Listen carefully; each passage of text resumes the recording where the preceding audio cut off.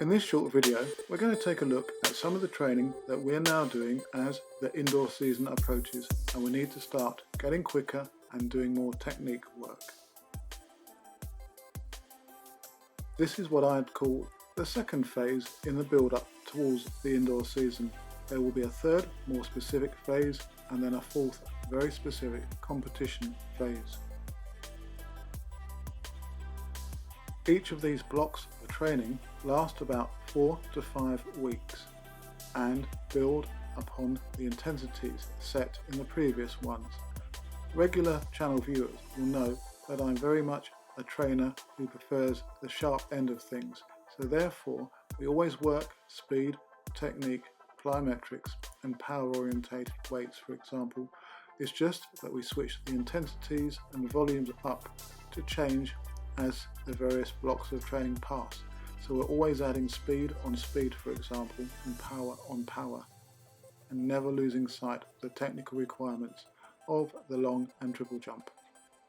You'll have noticed that we're performing drills without the shoes, i.e. in socks, and this is something that we do regularly throughout the training year, as the feet are very much the foundations in terms of developing good foot contact, speed and overall body integrity.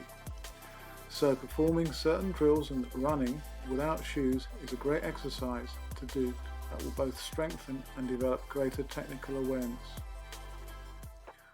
And as a coach, I can identify areas that might need to be worked on, for example, poor ankle stability, hip control and so forth.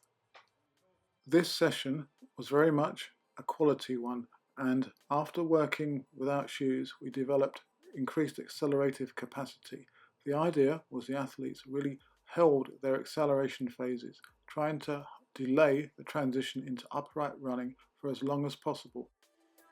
The idea is to keep thinking faster, faster, faster, and this seemed to really benefit Sarah, for example, who has difficulty on getting her feet in the right position often for getting optimum acceleration. Everything being equal, the better your acceleration, the better your top end speed will be. We then applied this thinking to run-up construction, and we performed the first stage of the run-up, i.e. the acceleration part, then we added the second part, the alignment phase, and then ultimately the complete run-up was performed, so that's acceleration, alignment and the attack phase. One of the things that I do at this transitory time in the training year is to do over distance run-ups, so we approximately add an extra 2 steps to the run-ups, and the idea is not to go for accuracy but to keep accelerating. I use this as a way to introduce run-ups and to take some of the pressure off and just focus on the need to run in the proper positions. After the run-ups it was on to some bounding, and as you can see we were working over 20 meters trying to get in as few bounds as possible over that distance using a short approach.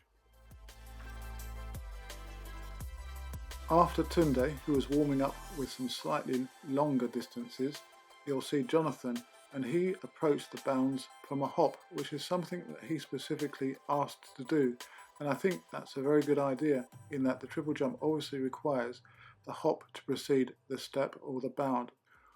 Although the guys were trying to cover the distance in as few bounds as possible, it's very important still to focus on the key elements of technique, particularly for the triple jumpers, i.e. extending the hip and waiting for the ground before pulling the foot back to create that negative acceleration that will keep the momentum going from phase to phase.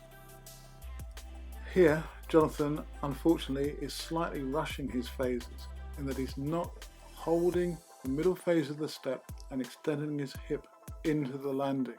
So even though it looks good, he can get more range, probably about 10 to 15% more.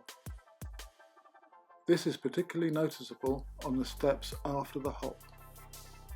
Paul likewise tends to rush his bounding. However, for a long jumper, I'm not so fussed about this because I'm more keen on the quicker contacts from the floor and the movements into the steps.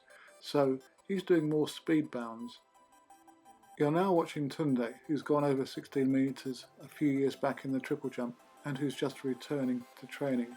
You'll see that on the second of the efforts that he manages to get the 20 metres completed in 5 bounds, which was the best attempt on the day.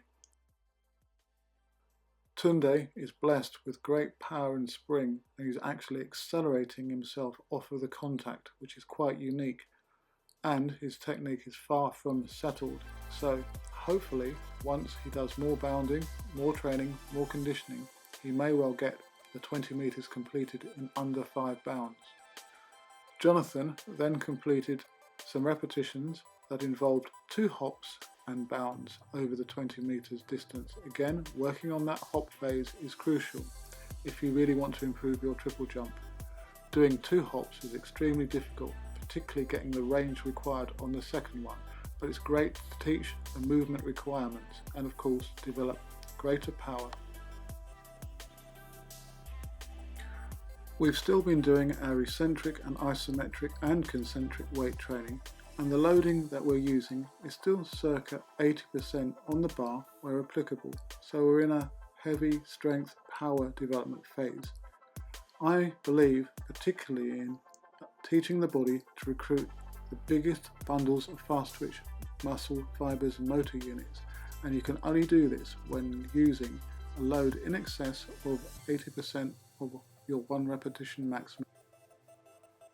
For me, there's less need to do lighter weights, say 60 to 70% of 1 repetition maximum, performed faster and concentrically, as the plyometrics, the jumping and the running and sprint training in particular will act as an effective transitory method, i.e. to channel the strength or in reality the ability to recruit those motor units into more powerful sprinting and jumping.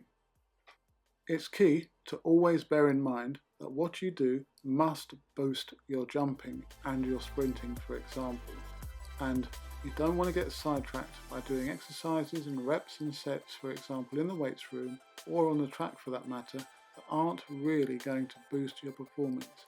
Always think about how something is going to benefit what you do and discard some of the things that have less of a value.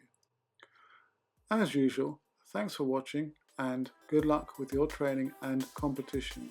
And do of course subscribe to the channel and leave any comments you may have in the section below or through my social media. And do look out for my community posts where I'm able to upload some new content and also some more detailed content that may not be so easy to get across in a video.